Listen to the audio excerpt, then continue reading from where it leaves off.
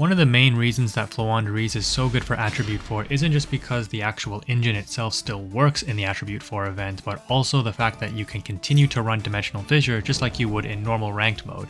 So in this hand, the Gold Sarcophagus is an instant unbrick paired with any bird, because we're able to banish Robina, summon the Stree, banish the Gold Sarc, so Stree resolves, and also return Robina and continue extending.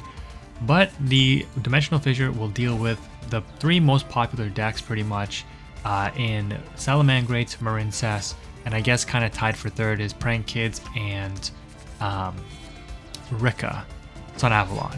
So Dimensional Fissure, because it banishes all monsters, whether it's sent from deck, hand, field, whatever, those decks really can't extend that well because they need their monsters in the graveyard to recycle, recur, link off, etc. And it can be a real challenge for them. So you can see, for example, this opponent going in with Salamangreats, absolutely nothing, because whatever they send with Gazelle would get banished if it was a monster.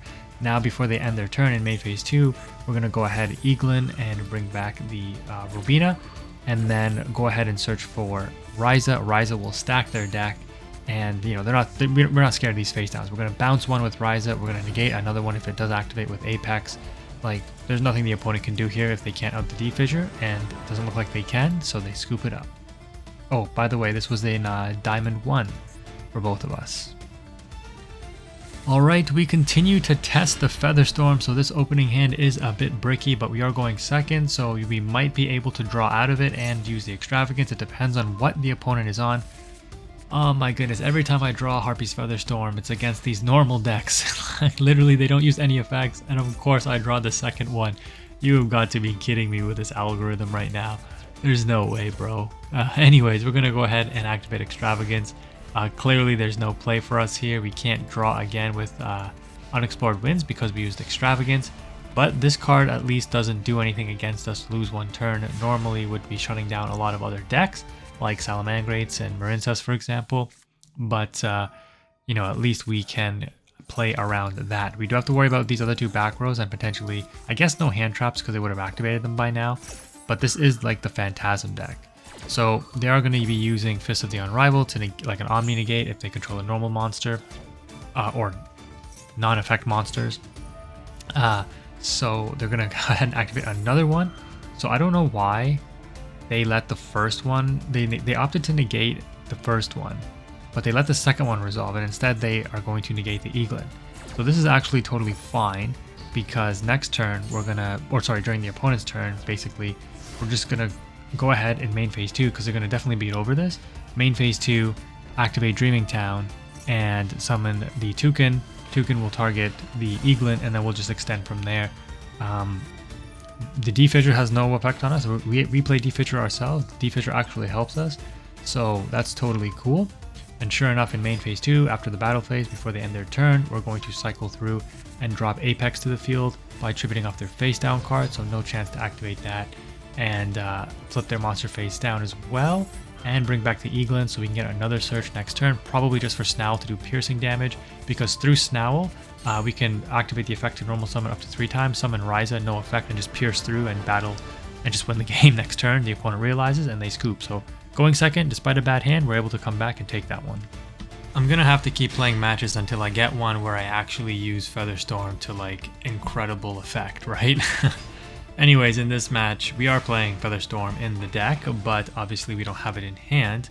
However, going second, our opponent is on the Time Lord deck, it looks like, and our hand is actually incredible. We don't have to bother playing through any kind of negates or anything, it looks like, so we are going to activate Extravagance and then Duality. And yeah, this is like a perfect hand, so we're just going to opt to evenly match to trade 1 for 1. They opt to get rid of their face down card. They obviously know what we're playing. This was a little risky now that I think about it, because I have the Call by the Grave and their screen was lighting up. Maybe it was this face down card, but I probably should have waited on this, because if they ended up Ash Blossoming, I can't Called by it with the D-Fissure up because it sends it to the banish pile. So I can't negate it, which means I would be negated with an Ash Blossom.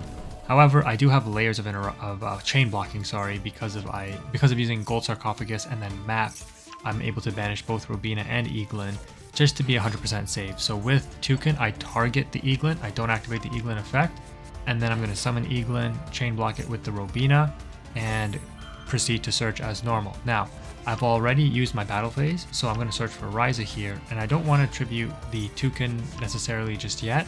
So I get the last bird with the Stree, getting the Robina, and I was pretty safe because I still had my normal summon, so even if the opponent did have Ash Blossom for the Robina, I could just normal summon Ryza for turn anyway. So this was totally fine. Bringing Ryza to the field, we're going to stack our deck with a Duality, put the Time Lord back on top, and then set the Dreaming Town as well. So we got full setup here, and we're feeling pretty confident. The opponent has Duster though, so yeah, it's going to force us to activate our Dreaming Town, and that's okay though. The D-Fissure is not that big of a loss against Time Lords, I guess, and the map, we can always banish it with Stree, which is what we're going to do now, and then bring it back with Toucan later. So because of my current setup, I'm going to, if I did summon Robina, I was going to search another Eaglin anyway, so just leave Eaglin on field, and I summoned Snowell. Now, I knew this, and like I knew this as soon as I brought it to my hand. I was like, oh my god, I can't believe I did this. The quick effect to eclipse the opponent's field only works on special summon monsters. And of course, if you know anything about Time Lords, yes, they're big monsters, but their special effect is they can be normal summoned. So the Snowell will not work on Time Lords. As you can see here, he just goes to battle phase and is able to get the Time Lord effect off. Now, thankfully, because we did stack their deck, we knew what they drew. They drew another Time Lord. It looks like they don't have anything else to extend. They probably have Time Lords in their hand, right? So we're totally fine with that. We top deck a brick in the terraforming. That's okay. We're going to activate Snowell's effect to enable us to conduct up to 3 normal summons. We're going to summon Toucan, bring back Map, and then off Toucan effect, summon Robina. Robina, search another Eaglin, double tribute for Ryza, and we're actually going to stack the opponent's deck with the Duster again and banish Trap to flip this face down just to get trapped in the banish pile.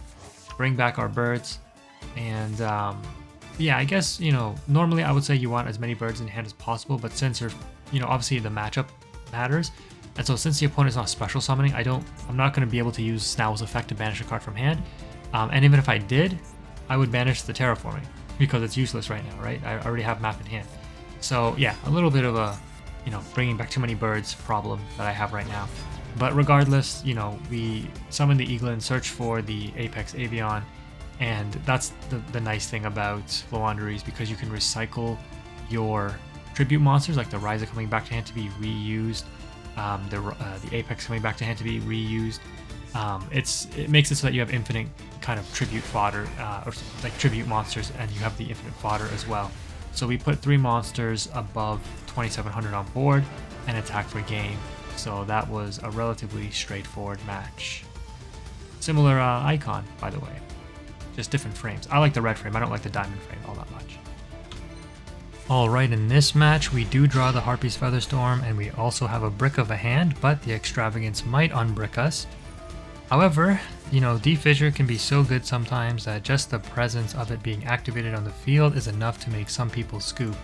And this opponent probably was just like, I'm not even going to bother to try to play through the D-Fissure right now because maybe his hand wasn't the greatest. Looking at their deck list, I did reveal that they were on Rika, so if Rika has no way to out this back row, they really do auto-lose to Dimensional Fissure. Alright, this is a bit of a funny match. I actually lost to a Salamangreat before this because I completely bricked and they just recycled like all the traps. It was crazy. Starting off though, I finally get a good hand and we got Robina into Eagle to go into Apex, recur both of the birds, and I think we're going to go ahead and set up the D-Fissure and set Dreaming Town and just pass. We're not going to overcommit with the Advent because we don't have another bird to banish. The opponent's going straight battle phase and I'm like, okay, they have double evenly. Negate the first one with Apex, and then they indeed do have double evenly. I get rid of the Dimensional Fissure because Trap is a better interruption in main phase 2 if they try to play. Like if they're on Rika, Salamangreat, Marincess, I can flip all their stuff face down before they can start linking or exeasing with the Dreaming Town. So, you know, while Fissure would be like usually FTK against these decks, I can always draw another Fissure. This will lock the opponent down, and even if, you know, and it's a safer bet because if they're not on one of those decks, the Dreaming Town has more play, whereas the Fissure has no play. So they do reveal that they're on Salamangreat. This is their normal summon for turn.